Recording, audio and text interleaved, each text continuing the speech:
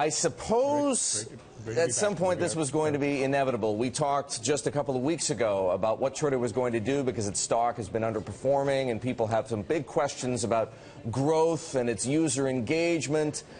Who's the next CEO going to be?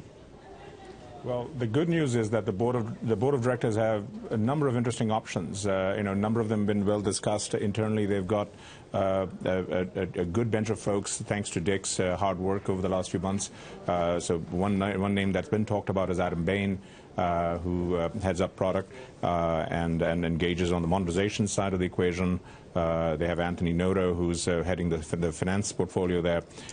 Externally, the names that have been talked about by Wall Street, by some of the sell-side folks like Bob Peck, internet analyst, have been people like Ross Levinson, formerly of Yahoo, who can bring a lot of operational credibility in terms of the execution items that have to be done for the company. Other names that have been also talked about externally have been Kevin Systrom of Instagram, who's obviously perched at Facebook. And Facebook is a very intense competitor, obviously, of Twitter. And then there have been some slightly out-of-the-box names that have been talked about, and I would put them in the category of acqui-hires, as it were. So one possible name is Mike McHugh, who's one of the best entrepreneurs, founders in Silicon Valley, has brought on a lot of innovation with Flipboard and Tell Me prior to that, and Paperweight, and when he was at Netscape, which was a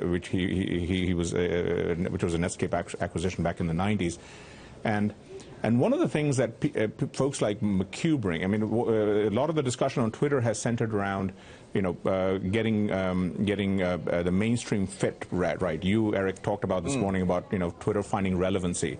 My goodness, Michael, you were up early on young people, etc. And so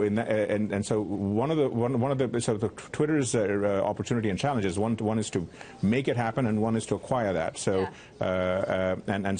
McHugh would be an interesting candidate in the sense that he also brings huge relevance in terms of technology credibility in the Valley. Yeah. Right. It's a long list. Just to interrupt you, who do you think is the right person for the job? Well, again, this is going to be up to the board of directors and the search committee. If you were on the board.